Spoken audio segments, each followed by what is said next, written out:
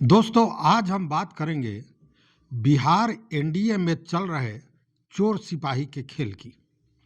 बात करेंगे कि कैसे सीएम चेहरे पर अब तक सस्पेंस बरकरार है, जबकि कल बीजेपी के प्रदेश अध्यक्ष ने कहा था कि सीएम नीतीश कुमार बनेंगे। मतलब कि आज बीजेपी के विधायक दल की बैठक जो रद्द हो गई, जिसके बाद एनडीए के विधायक दल की बैठक होनी थी, उसके बाद नीतीश कुमार ने भी गेम प्लान चेंज कर दिया।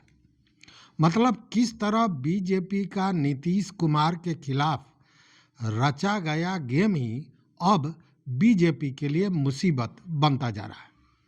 जी हाँ, नमस्कार, मैं हूँ राकेश कुमार, आप देख रहे हैं मत अभिमत। मित्रों, बिहार की सियासत में जो उथल पुथल चल रहा है वो पहले इसके पूर्व में कभी नहीं देखा गया है। हर घड़ी राजनीति करवट बदल रही है। नीतीश कुमार को सीएम पद से हटाने की कोशिश तो भाजपा 2020 से ही कर रही है, लेकिन नीतीश कुमार पर बीजेपी का कोई चाल अब तक कामयाब होता नजर नहीं आ रहा है। नीतीश कुमार बीजेपी के लिए हर बार एक मजबूरी की तरह बन जाते हैं और बीजेपी को उनको बड़े भाई का दर्जा देना पड़ता है।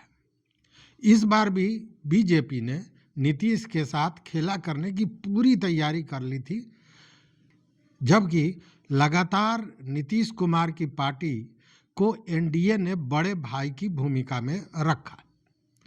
जेडीयू ज़्यादातर सीटों पर चुनाव लड़ती रही, लेकिन इस बार ज़्यादा सीटें मांगने के बाद भी बीजेपी ने दोनों को बराबर पर लाकर खड़ा कर दिया। मतलब बीजेपी और जेडीयू बराबर सीटों में चुनावी मैदान पर उतरी। इसके साथ ही यह भी साफ हो गया कि नीतीश कुमार बड़े भाई नहीं रह गए हैं।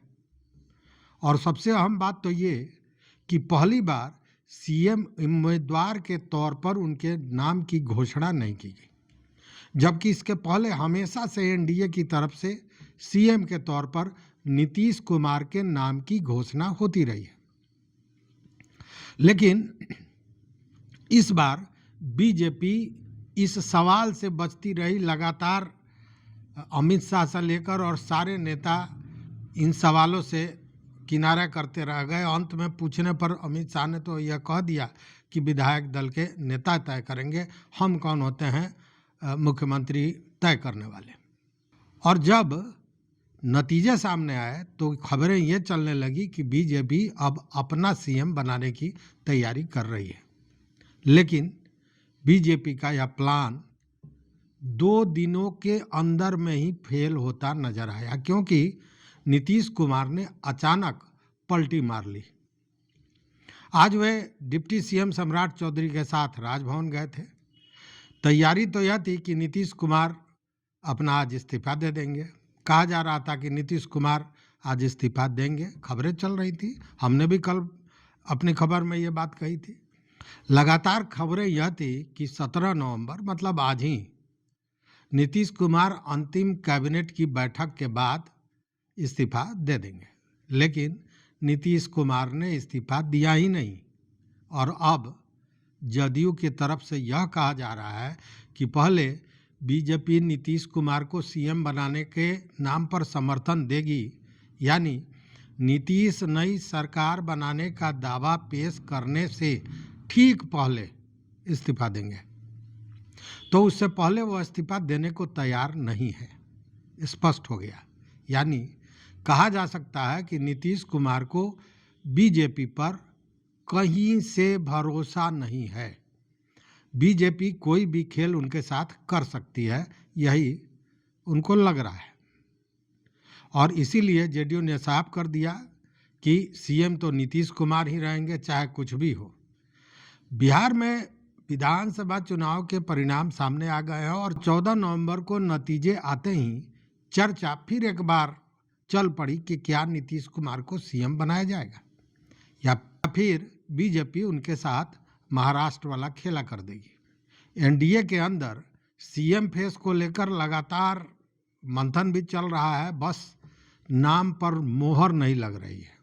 सभी नेता अलग अलग बयान देकर एक तरह से और भ्रम की स्थिति बनाए हुए हैं। हालांकि दावा यह किया जा रहा है कि सीएम तो नीतीश कुमार ही बनाए जाएंगे। हमने भी कल अपने वीडियो में कहा था, क्योंकि बीजेपी के पास अभी दूसरा कोई विकल्प है नहीं। सवाल ये उठता है कि क्यों बीजेपी इस मसले पर निर्णय करने में देरी कर रही है। विधायक दल की बैठक लगातार टाली जा रही है, जिससे एनडीए विधायक दल अपना नेता नहीं चुन पा रही है और सीएम के नाम पर मोहर भी नहीं लग पा रहा है। और यही कारण है कि एनडीए के अंदर खलबली मची हुई है। आज 17 नवंबर को एनडीए की जो बैठक होनी थी और उस बैठक में बिहार के मुख्यमंत्री के रूप में नीतीश कुमार के नाम पर मोहर लगने वाली थी और इसके कारण पूरा सियासी पारा गर्म था। यह माना जा रहा था कि आज तय हो जाएगा कि एनडीए की सरकार में सीएम कौन होगा बिहार में।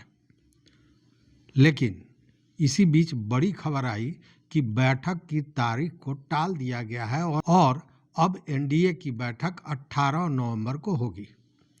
अब इस बात की जानकारी बिहार भाजपा के अध्यक्ष दिलीप जायसवाल ने दी है। उन्होंने कहा कि 18 नवंबर को 10 बजे भाजपा के अटल सभागार में भाजपा विधायक दल की बैठक है और विधायक दल की बैठक में भाजपा अपना नेता चुनेगी और केंद्र से हमारे पर्यवेक्षक भी आएंगे। पहले तो यह सुन लीजिए कि दिलीप जायसवाल ने कहा क्या। कल आपको पहली सूचना मैं दे रहा हूं, कल 10 बजे भारतीय जनता पार्टी के अटल सभागार में विधायक दल की बैठक है और भारतीय जनता पार्टी विधायक दल की बैठक में अपने नेता का चयन करेगी।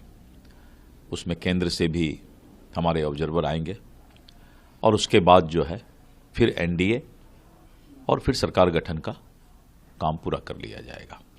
सरकार गठन का काम 21 तारीख तक पूरा हो जाएगा। विस्तृत जो है सूचना आपको हम लोग देंगे। क्या 20 तारीख को होगा? वही उसी के आसपास मैं कल उसके बाद विस्तृत सूचना दूंगा। अभी तक संभावित है, लेकिन उसके बाद में सूचना दूंगा। अब दिलीप जायसवाल का जो बयान आया है उससे यह बात तो तय हो चुकी है कि बीजेपी विधायक दल की बैठक में नया नेता चुन लिया जाएगा। लेकिन अब इसका इंतजार जरूर बढ़ गया है, क्योंकि आप जानते हैं कि जब तक बीजेपी विधायक दल की बैठक नहीं होगी तब तक एनडीए के विधायक दल की बैठक नहीं होगी। पहले बीजेपी अपना नेता चुनेगी, उसके बाद फिर एनडीए की बैठक में सीएम और विधायक दल का नेता चुना जाएगा। इसलिए कहा जा रहा है कि सीएम फेस को लेकर बीजेपी ने फिर एक बार पेच फंसा दिया है या पेच फंसाने का प्रयास कर रही है, कोशिश कर रही है। लेकिन उधर बीजेपी ने पेच क्या फंसाया कि नीतीश कुमार ने अपना पेच लगा दिया। पहले जो खबरें आ रही थी कि वो राजभवन जा रहे हैं, इस्तीफा देने वाले हैं, लेकिन जैसे ही यह बैठक टाला गया कि नीतीश कुमार ने भी अपना फैसला तुरंत बदल दिया और राजभवन जाकर यह जानकारी दे दी कि इस्तीफा 19 नवंबर को देंगे। यानी 18 तारीख को उनके नाम पर मोहर लग जाएगी सीएम के तौर पर, तब वो 19 नवंबर को अपना इस्तीफा सौंपेंगे राज्यपाल को। हालांकि आज 17 नवंबर को मुख्यमंत्री ने सरकार की अंतिम कैबिनेट की बैठक ली। बैठक के बाद ही वह राजभवन गए थे। राजभवन पहुंचकर सीएम नीतीश कुमार ने विधानसभा भंग करने की सिफारिश भी की, लेकिन अपनी सिफारिश में यह कहा कि विधानसभा को 19 नवंबर को भंग किया जाएगा। वैसे भी विधानसभा का कार्यकाल 22 नवंबर तक ही है। ऐसे में यह सवाल उठ रहा है कि अगर विधानसभा भंग 19 नवंबर को होना था तो यह सिफारिश भी 19 नवंबर को की जा सकती थी। आज राज्यपाल को जाकर पत्र सौंपने की क्या जरूरत थी? चूंकि परंपरा कहे या इस तरह का व्यवहार रहा है कि अंतिम कैबिनेट की बैठक के बाद राज्य के जो मुख्यमंत्री होते हैं वो राज्यपाल को, या प्रधानमंत्री होते हैं तो वो राष्ट्रपति को जाकर अपना इस्तीफा सौंपते हैं और सरकार को भंग करने की सिफारिश देते हैं। लेकिन ऐसा हुआ नहीं। और अब इस चर्चा के बीच जो खबर आ रही है उसके पीछे जेडीयू की बड़ी राजनीतिक रणनीति बताई जा रही है, क्योंकि पहले यह माना जा रहा था कि बीजेपी विधायक दल की बैठक सुबह होगी और उसके बाद एनडीए विधायक दल की बैठक होगी। एनडीए की बैठक में नीतीश कुमार को नेता चुन लिया जाएगा, फिर नीतीश कुमार राजभवन जाएंगे, जिसमें पहले वो विधानसभा भंग करने की सिफारिश करेंगे और उसके बाद अपना इस्तीफा सौंपेंगे और फिर उसके बाद सरकार बनाने का दावा पेश करेंगे। लेकिन बीजेपी ने जब नीतीश के नाम पर ऐलान ही नहीं किया तो नीतीश ने पूरा खेल पलट दिया। अब बीजेपी जिस तरह देर कर रही है उसे देखकर चर्चा और जोर पकड़ लिया है कि क्या बीजेपी नीतीश कुमार के साथ कोई खेल करने की कोशिश कर रही है, जबकि नहीं कहा हमने कि एक भ्रम की स्थिति बनाए हुए है। कई नेता कह रहे हैं, जदयू तो कह ही रही है, भाजपा के भी कई नेताओं ने कहा कि नीतीश कुमार ही रहेंगे, कोई वैकेंसी नहीं है मुख्यमंत्री के पद पर। लेकिन बातें स्पष्ट नहीं हो रही है, मतलब विधायक दल के बैठक में इस पर मोहर नहीं लगाया जा रहा है, इस पर देरी की जा रही है। दरअसल बिहार में चल रही इस चर्चा के बीच उपेंद्र कुशवाहा का एक बयान भी पूरा सियासी गर्मी ला दिया है। तो सुनिए कि उपेंद्र कुशवाहा ने क्या कहा।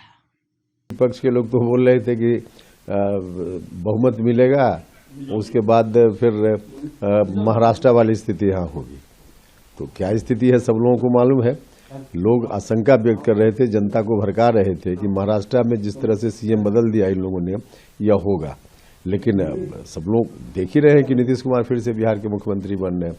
तो विपक्ष के लोग क्या कर रहे हैं, इससे क्या मतलब है? कोई मतलब नहीं। देखिए, उपेंद्र कुशवाहा का कहना है कि हमने बार बार कहा कि नीतीश कुमार मुख्यमंत्री थे, हैं और रहेंगे। अब जहां एक तरफ सीएम फेस पर सस्पेंस बरकरार है, नीतीश कुमार और बीजेपी के बीच अभी भी लगातार खींचतान चल रहा है, देखने को मिल रहा है। ऐसे में उपेंद्र कुशवाहा का नीतीश कुमार से मिलने जाना, उस मुलाकात के बारे में सबको जानकारी देना और यह बयान आना बताता है कि उपेंद्र कुशवाहा ने अपना स्टैंड पूरी तरह क्लियर कर दिया है। उन्होंने स्पष्ट कर दिया है कि अगर बीजेपी नीतीश कुमार के साथ कोई खेल करने की कोशिश करेगी तो वह नीतीश कुमार के साथ खड़े हो जाएंगे। इसके अलावा उन्होंने विपक्ष पर भी आरोप लगाया कि विपक्ष अफवाह फैला रहा है, भ्रम पैदा कर रहा है। लेकिन सच्चाई तो यही है कि विपक्ष के सहारे उपेंद्र कुशवाहा ने बीजेपी को यह बताने की कोशिश की कि यह बिहार है, महाराष्ट्र नहीं। यहाँ महाराष्ट्र जैसा खेल हो नहीं सकेगा। फिलहाल यह साफ है कि नीतीश के साथ बीजेपी खेल करने की कोशिश कर रही है। तो नीतीश कुमार भी एक के बाद एक नई रणनीति बनाकर बीजेपी के हर चाल को असफल करने के प्रयास में लगे हुए हैं। पिछले दिनों गुजरात में मोदी जी ने भी कहा था कि बिहार का एक एक आदमी राजनीति को समझता है। सूरत में रहने वाले बिहार के मेरे भाई बहनों की तो पल पल की नजर थी और मैंने देखा है कि बिहार के लोगों को राजनीति समझानी नहीं पड़ती है, वो दुनिया को राजनीति समझाने की ताकत रखते हैं। मतलब कि मोदी जी और अमित शाह को भी इतना आसान अब नहीं लग रहा है बिहार में नीतीश कुमार की राजनीति के सामने उनको पटकी देना।